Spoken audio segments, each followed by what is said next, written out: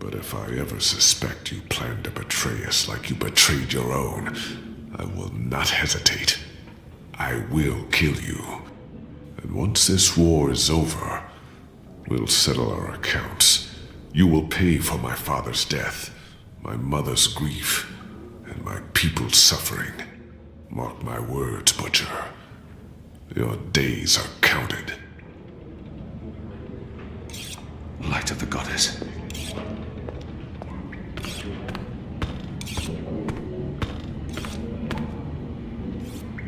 You have recovered well, Kian. Your wounds were deep. You are strong. You brought me back to life.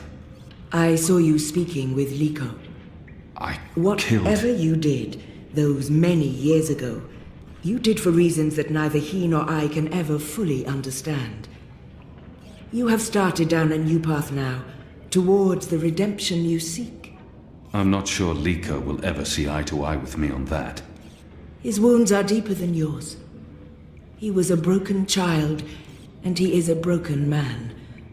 But he is also a great soldier, and he can be a great leader. More than anything, he wants me dead. To find redemption, maybe I need to grant him that wish. And throw everything away.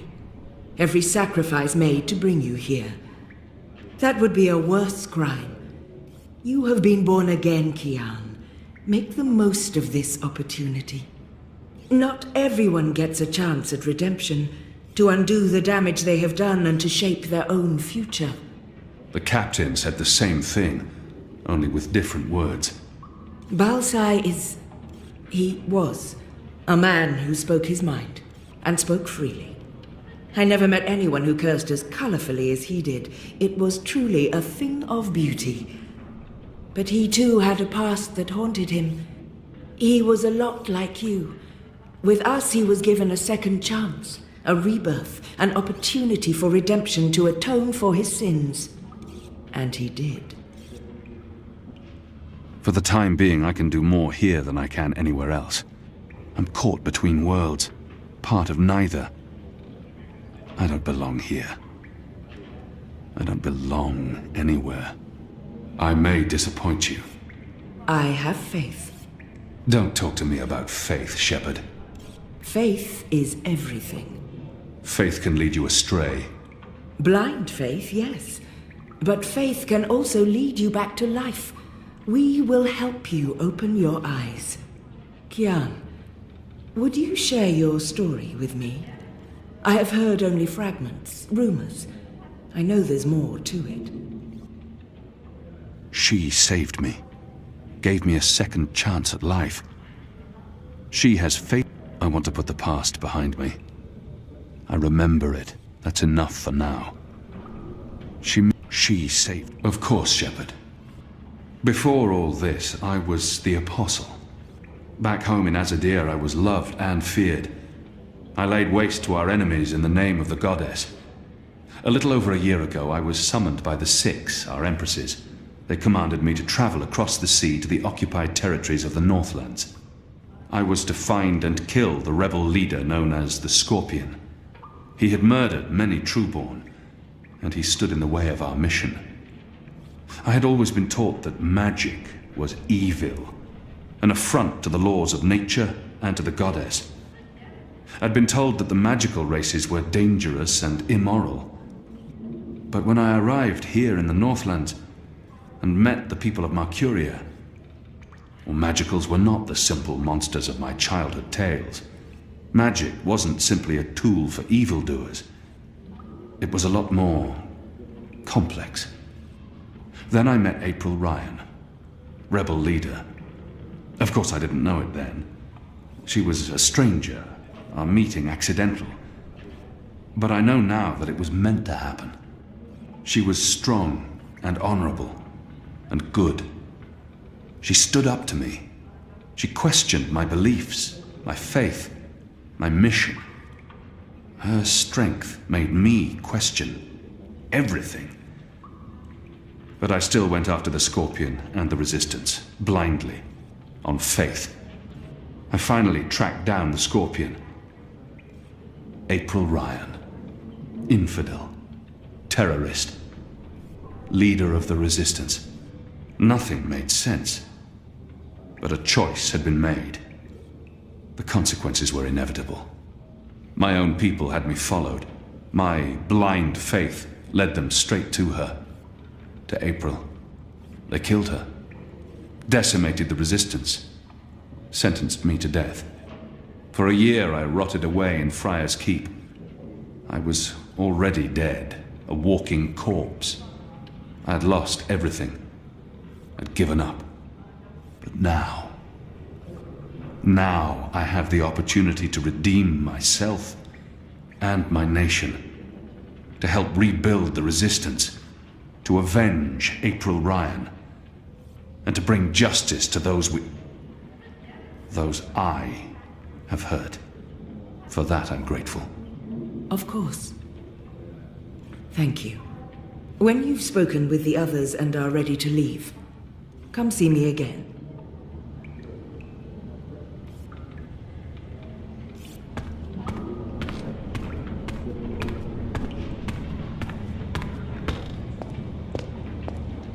Ugh, this game would be over so quickly if I was in Elmer's seat. You are so dead, Osak. Oh, sorry. I must learn to play this game. It's a good way to become part of the group. I'm sure the others would love to say hello. I know Jakai's been dying to meet you. The General, too. And Liko... They're a scruff, truth be well, told. They may not so look much like Liko. much and they don't have the resources. But they won't give up until the Azadi are gone. Or their resistance is dead. Hoi, Alvane Dar. It's an honor seeing your eyes. Dar is an honorific in Azadir, and Hoy a common greeting. He must have had interactions with Azadi, or studied the language and culture. Who taught you the proper Azadi form of address? Oh, I did business with with the Azadi for several years. Until my aunt's tavern was shut down and she was arrested. Until I learned what was really happening. You took part in that raid. At the Journeyman Inn. Benreem Salmin is my mother's sister. She raised me after my mother died. I took her surname. I'm Jakai. Jakai Salmin. I was following orders when I arrested his aunt.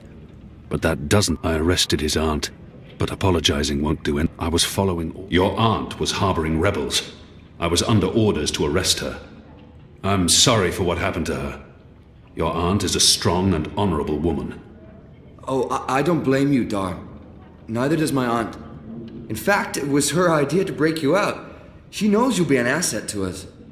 Unfortunately, when the warden of Friar's Keep was killed, the City Watch decided to make an example of her.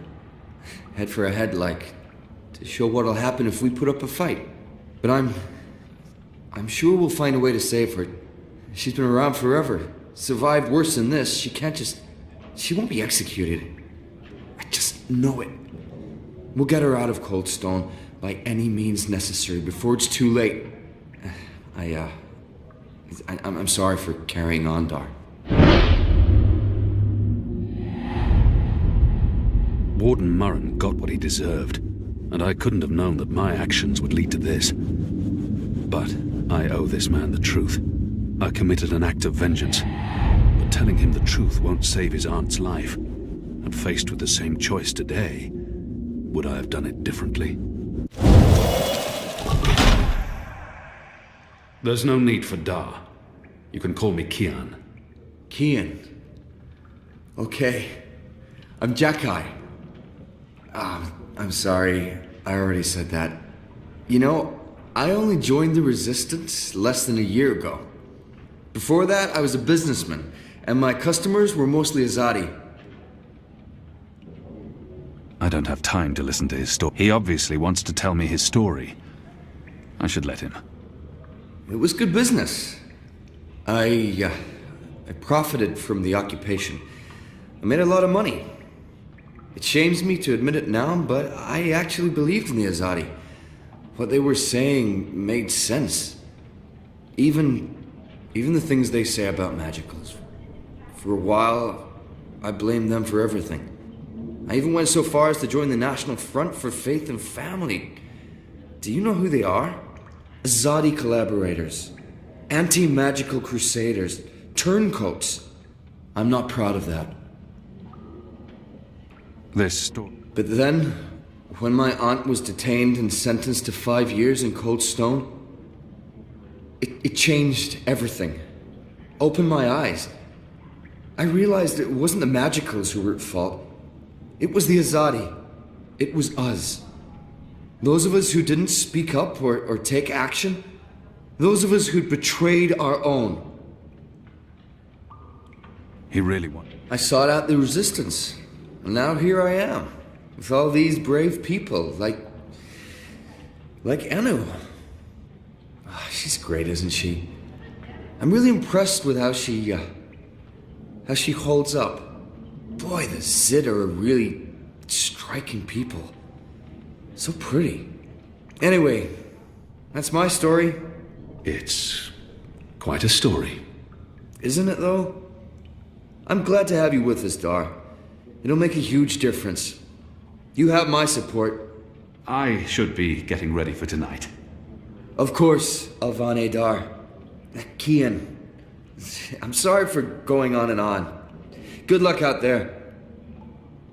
Kian, before you go, there's one last thing. If you hear any word of my aunt, of Benrime Salman, if there's any way to get her out of Cold Stone before, well, you know. I will keep my eyes and ears open, Jakai.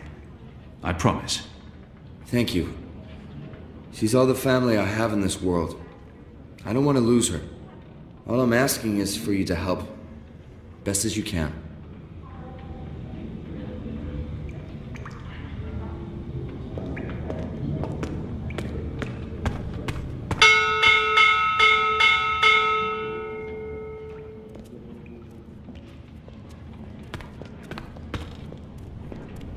Are you ready, Kian? I am. Good. Liko and Enu are joining you. They will tell you what you need to do tonight.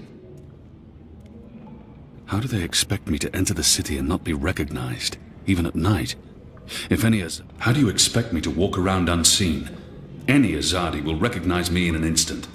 Of course. That's why our Zidmari sorceress made this, especially for you. Magic. There's no escaping it here. If you want to help us, I'm afraid you must drink it. A Bakshivan masking potion. Not quite, but a good guess. A masking potion would last for less than an hour. This is an Irhadian veil. It remains potent for days. It makes all but the trained eye slide off you. Unless I speak to anyone, the guards won't even notice me. I'll be like a shadow to them. It's a very potent and very costly magic. Not easy to come by. You know your potions. When I trained to become an apostle, I was required to learn magic. Know your enemy. I'm sure that will serve you well. Drink it before you step ashore, and the veil will conceal you. But be cautious still. Don't speak to any Azadi guards or sympathizers. Don't attract attention. And remember that those who know you intimately can always see through the veil. Liko and Enu are waiting for you down the stairs, in the hidden harbor. But you can't go into Mercuria looking like that. You'll need to get dressed. I've left some clothes on your bed. I trust they will fit you well.